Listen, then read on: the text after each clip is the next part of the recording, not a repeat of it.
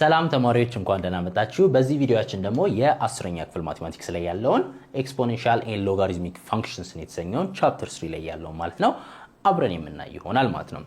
እሺ እንደ ሁሉ ጊዜ አሁንም ምንድነው የምናደርገው? መጀመሪያ ኦብጀክቲቮቻችንን ዲፋይን እናደርጋለን፣ ጎሎቻችንን ሴት እናደርጋለን። ምን ተምሬ ምን አውቄ መሄድ አለብኝ የሚለውን ነገር ዲፋይን ማድረግ ስላለብን ማለት ነው። ልክ ይሄንን ትምህርት ተምረን ስንጨርስ ምንድነው መጀመሪያ የምናደርገው? ሎዎቹን የኤክስፖነንትን ሎዎቻችን ምንድናቸው የሚለውን ካወቅን በኋላ ምንድነው አፕላይ ማድረግ እንጀምራለን ማለት። ስለዚህ የኤክስፖነንት ሩሎችን አፕላይ በማድረግ እንጀምራለን። ኤክስፖነንቶች ምንድናቸው፣ እንዴት ነው የምንጠቀማቸው የሚለውን ነገር ጀነራሊ በዚህኛው ማወቅ አለብን ማለት። ሌላ ደግሞ ምንድነው ዲፋይን ኤንድ ኢንተርፕሬት ኤክስፖኔንሻል ኤንድ ሎጋሪዝሚክ ፋንክሽን።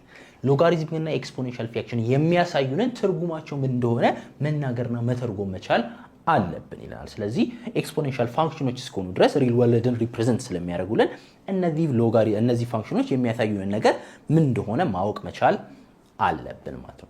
ከዛስ ለፋንክሽን ምን እናደርጋለን ብለናል? ዶሜን፣ ሬንጅ እና ካራክተሪስቲክስ ኦፍ ዘ ፋንክሽን ማውጣት እንችላለን። ዶሜናቸውንና ሬንጃቸውን እናወጣለን።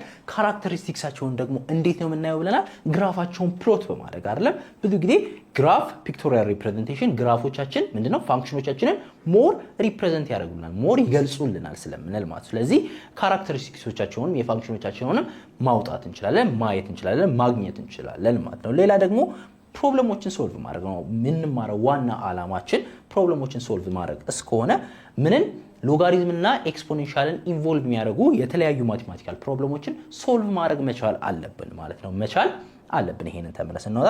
ከዛ በኋላ ደግሞ ሪል ወርልድ ላይ ያሉትን አፕሊኬሽኖች ደግሞ እያየን በእነዚህ ፋንክሽኖች እንዴት አናላይዝ ማድረግ እንደምንችልም የምናይ ይሆናል ማለት ነው። ስለዚህ እነዚህ ኦብጀክቲቮቻችን ሁልጊዜም ልክ ቻፕተሩን ስጨርስ መልሳችሁ እነዚህን እውቀት አግኝቻለሁ ብላችሁ እራሳችሁ መመርመር እንዳትረሱ ማለት ነው። ልክ ስንጀምር ምን እንጀምራለን? ኤክስፖነንቶቻችን ምንድናቸው በሚል እንጀምር እስቲ። ኤክስፖነንት ስንል ምን እናደርጋለን? እኛ ከምናውቃቸው ውስጥ 2 ስኩዌር አይደለም።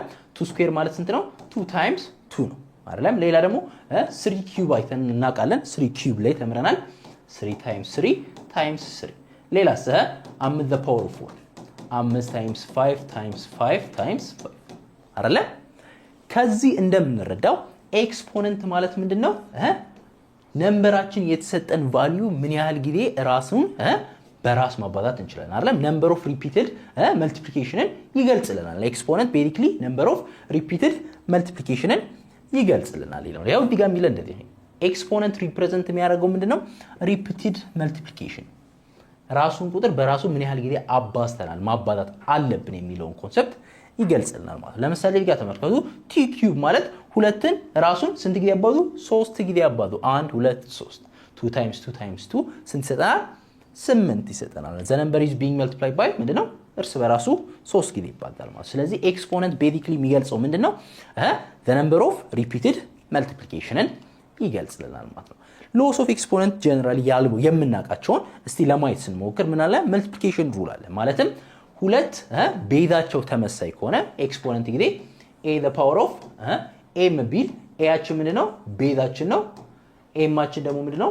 ኤክስፖነንት ነው አይደል? ቤዛችን ተመሳሳይ ከሆነ ቤዛችን ተመሳሳይ ሆኖ የተለያየ ኤክስፖነንት ቢኖራን ምንድነው ስናባዛው ምን ማድረግ ነው አለ? ስናባዛው ምን ነው አለ?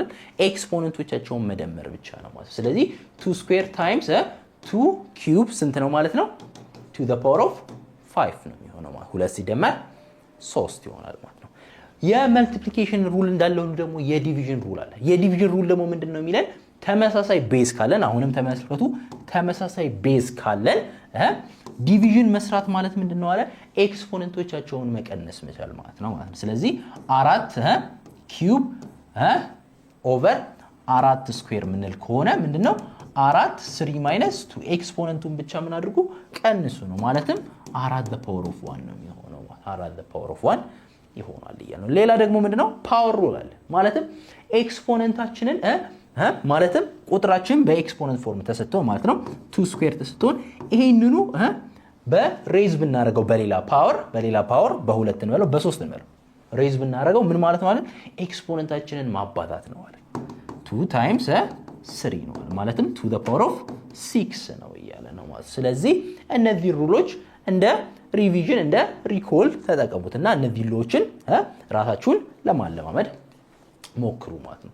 ሌላ ደግሞ ዜሮ እና ኔጌቲቭ ኤክስፖነንት በሚመሩበት ጊዜ አሁን የዚህን ጊዜ ሌላ አንድ ኮንዲሽኖችን አፕላይ ማድረግ እንጀምራለን። ማለትም ማንኛውም ነምበር ማለት ነው በዜሮ ሬስድ ከሆነ ምንድነው የሚሆነው?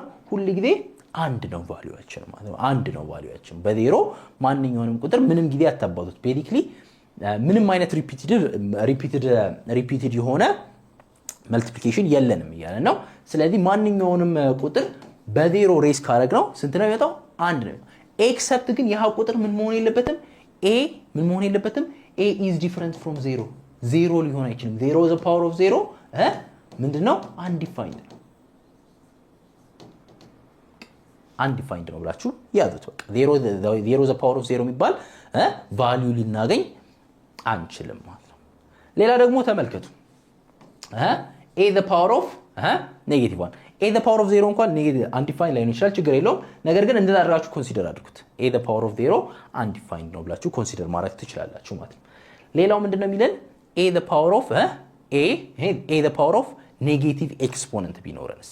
ኔጌቲቭ ኤክስፖነንት ቢኖረን ሁሉ ጊዜ ኔጌቲቭ ኤክስፖነንት ማለት ምንድነው? 1 ኦቨር ኤ ዘ ፓወር ኦፍ ኤን እንደማለት አድርጋችሁ ኮንሲደር። አሁንም ግን ኤያችን ምን መሆን የለበትም? ኤ ኢዝ ዲፈረንት ፍሮም ዜሮ ነው መሆን ያለበት። ኤ ኢዝ ምንድነው? ዲፈረንት ፍሮም ዜሮ መሆን አለበት ማለት ነው። ኤ ኢዝ ዲፈረንት ፍሮም ዜሮ መሆን አለበት። ምክንያቱም ዜሮ ከሆነ ኤ ዘ ፓወር ኦፍ ዜሮ ዘ ፓወር ኦፍ ስኩዌር ልትሉ ነው ማለትም 1 ኦቨር ዜሮ። ይሄ ነገር ምንድነው? አንዲፋይንድ ነው።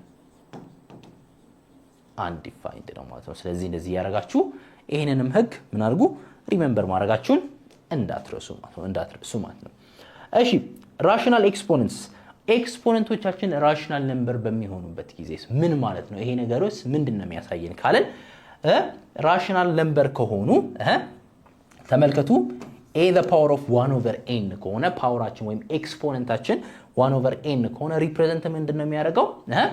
ሪፕሬዘንት ምንድነው? ራዲካል ኦፍ a ኢንዴክሳችን ደግሞ ምንድናት? n ነው። the n's root of ሆነ ነው የሚናነበበው ማለት ነው።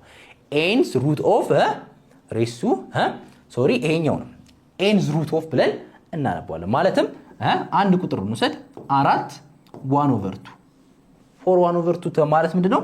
ስኩዌር ሩት ኦፍ ወይም 2 root of ማለት ነው።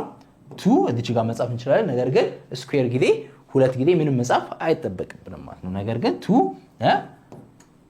root of 4 አይደለም 4 root of 2 4 root of 2 ማለትም ስንት ይመጣል? 2 ይመጣል ማለት ነው። 2 root of 4 ማለት እንችላለን ማለት ነው። ስለዚህ እንደዚህ አድርገን መጻፍ እንችላለን ማለት ነው። እሺ m over n ቢመጣስ እያለ ነው።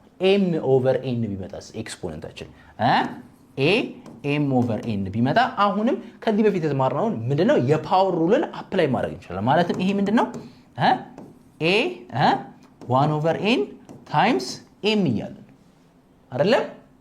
ስለዚህ ይሄን ስንሰራ እንዴት ነው የምንሰራው? a 1 over n the power of m ስለዚህ ምንድነው የሚሆነው? n's root of a the power raised to m አሁንም ይሄ ኢንተርቼንጀብል ናቸው። ማለትም ይሄ ማለት ምንድነው አለን?